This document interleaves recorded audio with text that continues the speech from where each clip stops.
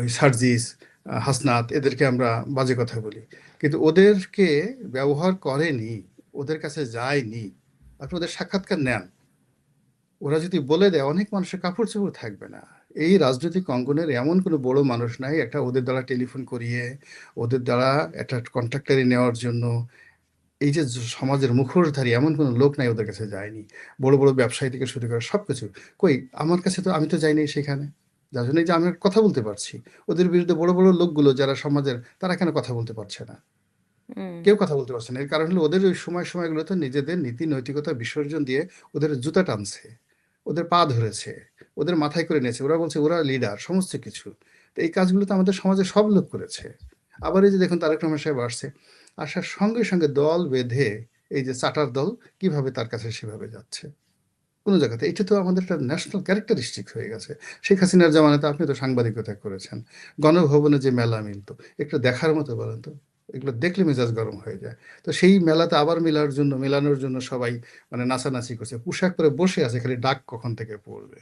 বুঝতে পারছেন হুম। ঘটনা? কিন্তু সমস্যা হলো আগে যারা মেলা মিলিয়েছে, পাত্রপাত্রী ছিল, যাত্রা দলের নায়ক নায়িকা ছিল, তাদের মোটামুটি একটু ট্রেন আপ ছিল, ডায়ালগ মুখস্থ ছিল। এখন যারা আসছে তারা তো একেবারে কি বলবো, হিরো আলমের শিষ্য। অভিনয় করার জন্য হিরো আলমের শিষ্য হওয়ার যোগ্যতা নাই এদের। যদি গানের শিল্পী ধরেন, আর মাহফুজ সাহেবের মানে শিষ্য হওয়ার উপযুক্ত এরা না, এটিএনের মাহফুজ সাহেবের শিষ্য হওয়ার উপযুক্ত না।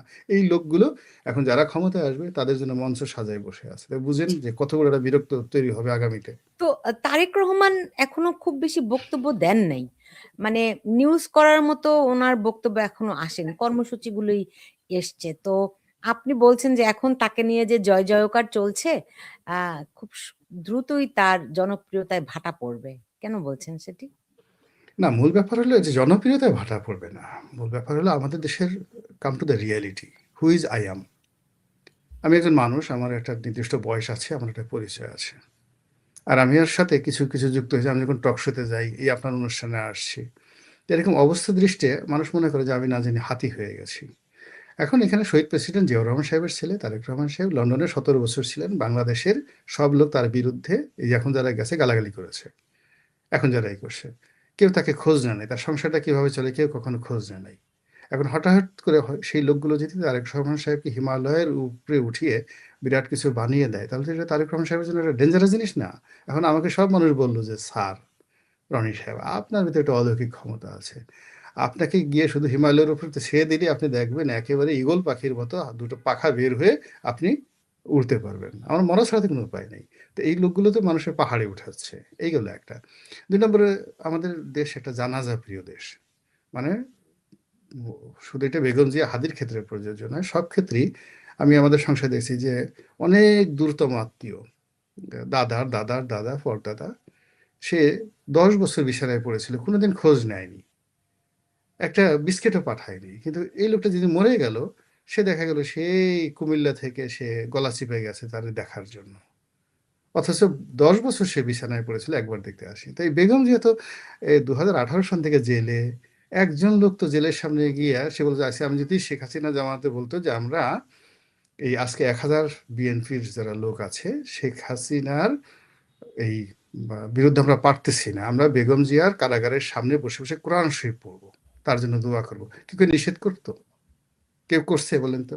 এই যে আহমদুল্লাহ আজাহারি তার লাশ মানে কাঁধে নেওয়ার জন্য ওখানে দৌড়ে গেছে, মামুনুল হক, তারা যদি বলতো যে ঠিক আছে আমরা যে মাহফিল হয়েছে এই মাহফিলে, আমাদের তো প্রতিদিনই মানে অনেক মাহফিল, আমরা একটা মাহফিলে বেগম জিয়ার জন্য দোয়া করব, এরা তো দোয়াই করে নাই, এরা লাশ করতে গেছে।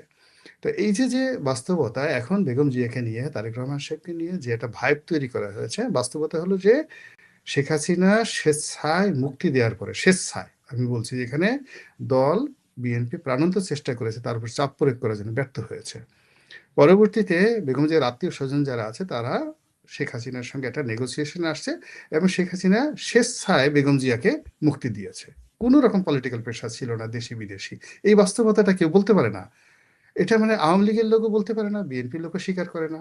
অথচ মানে ওনাকে মুক্ত করার জন্য বিএনপি সর্বোচ্চ চেষ্টা করছে, তারা ফেল করছে। এটা জেদাজেদি পলিটিক্যাল, কিন্তু যখন ফেল করছে তখন পরিবারের যারা লোকজন আছে তারা সাবমিশন করছে অনেক হিউম্যানিটেরিয়ান গ্রাউন্ড, মানবিক কারণে, এবং উনি সেটা গ্রহণ করেছেন।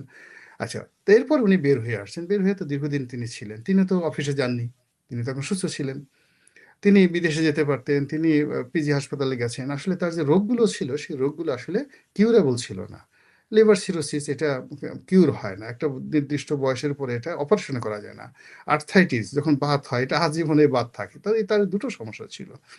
তো এই বাস্তবতাকে মানে সত্য কথা না বলে মানুষ ওনাকে নিয়ে টেনে কিনে ওরা ব্যবসা করার চেষ্টা করছে। এটা মানে ভালো হয়নি।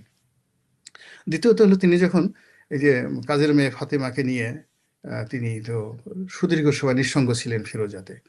কই তখন তো এরকম যারা জানাজা পার্টি, তো তার বাসার সামনে গিয়ে যদি এই ১৭ মাসেও তো কেউ যায়নি। মানে উনি মৃত্যুর আগ পর্যন্ত মানে উনি যখন লাস্টে যখন এভার কেয়ারে যে গেলেন, যখন নিশ্চিত হয়ে গেল তারেক রহমান আসতেছে, বিএনপি ক্ষমতায় আসবে, তখন মানুষের আবেগ ভেগে এসে পড়ল। কিন্তু এই যে জামাতের যখন রমরমা, এনসিপির যখন রমরমা অবস্থা, তখন তো ফিরোজাতে ১০০ লোকও যায়নি, ১০ জন লোকও যায়নি। বাসা পুরো খা, খা। উনি তো ওই যে সাবেক প্রধানমন্ত্রী মিজানুর রহমান চৌধুরী সাহেবের বাসার পাশের বাসা ফিরোজা। আমার বন্ধু মিজানুর রহমান চৌধুরী সাহেবের যে বড় ছেলে, আমার বন্ধু। আমি কয়েকবার উনার বাসায় গেছি। বেড়াতে গেছি, রাতে খেতে গেছি, আপনার ভাবিকে নিয়ে গেছি। তো যাওয়ার পরে গিয়ে উনার পাশে বাসায় আমিও দেখি, গেছি। হ্যাঁ, তো এখন ওর পাশের বাসায় গিয়ে দেখি ফিরোজার ওখানে গিয়ে দেখি যে একেবারে খা, খা করে কোনো লোক নাই, দারোয়ানও নাই। তো সেই জায়গাতে লক্ষ, লক্ষ মানুষ জানাজাতে চলে আসলে। এখন এটাকে যদি আমি অ্যাসেট হিসেবে মনে করি, এটা আমার ব্যক্তিগত বিষয়। কিন্তু আপনি এটাকে কিন্তু কোনো এখন তো পলিটিক্যাল অ্যানালিস্ট এটা মনে করবেন না। রনি ভাই এখন তো বিএনপির থেকে বিভিন্ন জায়গা থেকে এমনকি বেগম জিয়ার জানাজাতে যে লিখিত বক্তব্য পাঠ করা হলো সেখানে বলল যে তারেক কি বলে খালেদা জিয়ার যে মৃত্যু হয়েছে এটার জন্য আওয়ামী লীগের কোনো ক্ষমা নেই। বিভিন্ন জায়গা থেকে বলা হচ্ছে তাকে পয়জনিং করে হত্যা করা হয়েছে। এটা করতে হবে। এটা আমাদের বাংলাদেশের একটা রাজনীতির যাকে বলা হয়, এটা ট্র্যাডিশন হয়ে গেছে। আবার দেখেন, এই কথা যেমন জানাজার ময়দান থেকে যে বলেছে, সে তো বয়স্ক মানুষ, কয়দিন পরে তাকেও মরতে হবে। তা মরতে হবে। ধরেন এই ধরনের একটা কথা বলা সত্য হলে ভালো, যদি মিথ্যা হয় তাহলে আল্লাহর দরবারে তাকেও জবাবদিহি করতে হবে। মিস্টার নজরুল ইসলাম খান এই কথাটা বলেছেন। তো তিনিও যথেষ্ট বয়স্ক মানুষ। তো জানাজার ময়দানে দাঁড়িয়ে সাধারণত মানুষ সত্য কথা বলে এবং মৃত্যুকে স্মরণ করে। তো তিনি এই কথাগুলো বলছেন, এখানে রাজনীতির যে বক্তব্যটা, এই বক্তব্যটা তিনি রাজনীতির ময়দানেও দিতে পারতেন। জানাজার ময়দানে বলতে হবে, নট লাইক দ্যাট। আমাদের দেশে রাজনীতি মৃত্যু নিয়ে, লাশ নিয়ে রাজনীতি হয় স্বাভাবিক। আবার অন্যদিকে দেখেন যে বেগম জিয়ার মৃত্যু, তারপরে তারেক রহমান সাহেবের সাথে আওয়ামী লীগের সম্পর্ক, বিভিন্ন কন্ডোলেন্স জানানো, এগুলোর পাশাপাশি আবার কিন্তু আওয়ামী লীগের যে সভানেত্রী, সে কিন্তু ইদানিং খুব নেতিবাচক কথাবার্তা বলছেন তারেক রহমান সম্পর্কে, হাওয়া সম্পর্কে। ফলে এই বিরোধটা থেকে যাবে। এই বিরোধটা রিকনসিলিয়েশন হবে না। রিকনসিলিয়েশন হবে না, এবং এটা আমাদেরকে মেনে নিয়ে রাজনীতি করতে হবে। কেউ কাউকে ছাড় দিচ্ছে না, দেবেও না আগামীতে। হুম। এমনিতে তারে কি বলে বিএনপি এবং জামাতের মধ্যে যে রসায়নটা আমরা দেখি এটি কতটা মানে ভিতরকার আর কতটা বাহ্যিক? বোঝার চেষ্টা করুন যে এটা একটা পরিবারের মতো। জামাত এবং বিএনপি জড়োয়া ভাই। তারেক রহমান সাহেব নিজেই বলেছেন যে একই মায়ের পেটের ২ ভাইয়ের মতো অবস্থা, জড়োয়া ভাই। তো আপন ভাইদের মধ্যে যখন স্বার্থ নিয়ে দ্বন্দ্ব সংঘাত হয়, পৃথিবীর যেকোনো শত্রুর চাইতে অনেক বেশি হয়। তো উইদাউট আওয়ামী লীগ না থাকলে এটা বিএনপি জামাতের যে শত্রুতা, এটা রাজাকার মুক্তিযোদ্ধাদের যে শত্রুতা তার চেয়ে ১০০ গুণ ডেঞ্জারাস হয়ে পড়বে। যেহেতু তারা একে অপরের দুর্বলতা জানে, বিএনপিও জানে, জামাতও জানে। আবার যদি আওয়ামী লীগ আসে মাঠে, আওয়ামী লীগ ফিরে আসে, আপনি দেখবেন যে জামাত এবং বিএনপির সাথে সেই পুরনো বন্ধুত্ব ১ মিনিট আবার সিমেন্টেড হয়ে যাবে। এই হলো রাজনীতির সমীকরণ। হুম। তো সেখানে তো তারেক রহমান বলছে তাদের পথ হচ্ছে মুক্তিযোদ্ধাপন্থী এবং জামাত যে কেমন দল তা তো বাংলাদেশের মানুষ ১৯৭১ সালেই দেখেছে। ওটা তো বললাম যে এখন যেহেতু আওয়ামী লীগ নেই, ফলে তাদের মধ্যে বিরোধটা তুঙ্গে, এবং আওয়ামী লীগ বিএনপির মধ্যে যে বিরোধ, তার চেয়ে জামাত বিএনপির বিরোধ হবে আরো মারাত্মক, আরো মারাত্মক, যদি আওয়ামী লীগ না থাকে। আর যদি আওয়ামী লীগ আসে, তাহলে ওই আগের জাতীয় পার্টি আওয়ামী লীগের সাথে চলে যাবে, অন্যান্য দল আওয়ামী লীগের সাথে চলে যাবে, ইসলামী দলগুলো ২ ভাগে বিগ হয়ে যাবে, চরমোনাই সেই আওয়ামী লীগের সঙ্গে চলে যাবে। এতে কোনো সন্দেহ নেই। আবার জামাত বিএনপির সাথে চলে যাবে, এটাই। তো তার মানে যা হচ্ছে এটা একটা পাতানো পাতানো আর নিজেরা নিজেরা। পাতানো না, এটা না, না, এটা হলো সময়ের মানে, আপনার ঘটনা হলো যে আগের দিন আরব দেশে যখন যুদ্ধ না থাকতো, আইএমএ জাহিলিয়াতের জামানাতে, তো যুদ্ধ না থাকতো তখন নিজের পরিবার, ভাই বোনেরা, স্বামী স্ত্রীরা ঝগড়া করতো, মারামারি করতো, তলোয়ার করতো, নিজেরা নিজেকে মেরে ফেলতো। এটা হলো রাজনীতির কলহ বিবাদ। তো এখন এই যে কলহ বিবাদগুলো হচ্ছে এটা হলো কোর্স অফ অ্যাকশন। হুম। হ্যাঁ, সময়ের কারণে তাহলে এটা তো হচ্ছে এবং আওয়ামী এটাই লীগ এটাই যতদিন স্বাভাবিক। এরকম নীরব থাকে ততই ভালো। তাদের কোন্দল বেশি দেখা যাবে নাকি? না, এটা ভালো হবে কেন? এটা তো আওয়ামী লীগ না থাকার কারণে কি হচ্ছে? রাজনীতির যে ব্যালেন্সটা তো নষ্ট হয়ে যাচ্ছে, নিয়ন্ত্রণ নষ্ট হয়ে যাচ্ছে। রাজনীতির বোধ, বিশ্বাস নষ্ট হয়ে যাচ্ছে, মেরুদণ্ড নষ্ট হয়ে যাচ্ছে। আপনি আজ যদি গণতন্ত্র বলতে এটা ভারতের কথাই চিন্তা করেন, ইংল্যান্ড, আমেরিকা আছে।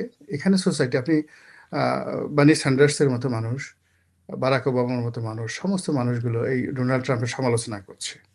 যে সে যে কাজটা করছে এটা ভালো করেনি। তো এই হলো গণতন্ত্র। এখন সেই গণতন্ত্রের প্রত্যেকটা রাজনৈতিক দলকেই তার মতো করে বলতে দিতে হবে। সেখানে ডোনাল্ড ট্রাম্পের মতো মানুষকে তার একটা মূর্তি বানায় যেভাবে লাথি গুঁতে দিচ্ছে নিউ ইয়র্কের রাস্তাতে, এটা বাংলাদেশে যদি করা হয় আমরা এটা অ্যালাউ করব না।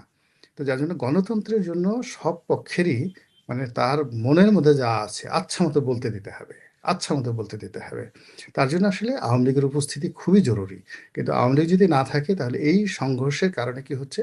রাজনীতির সৌন্দর্য, ব্যাকবোন যা কিছু আছে ক্যারেক্টারিস্টিক সবকিছু নষ্ট হয়ে যাচ্ছে।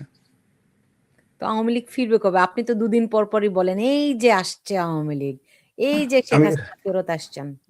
মানে এরা যদি ভালো করে আওয়ামী লীগ ফিরে আসতে মানে ২০ বছর লাগবে।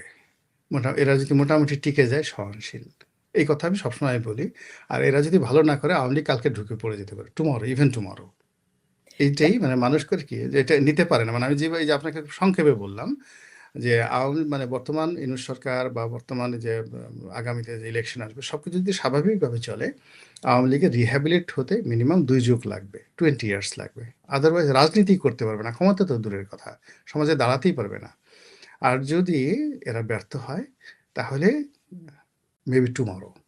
এই হলো এখন বক্তব্য। আপনি ২ টা গুরুত্বপূর্ণ পয়েন্ট বলেছেন। একটা বলেছেন যে আ আ আ যে সরকার আসবে তাদের ব্যর্থ হওয়ার আশঙ্কা ৯৯%। ঠিক আছে?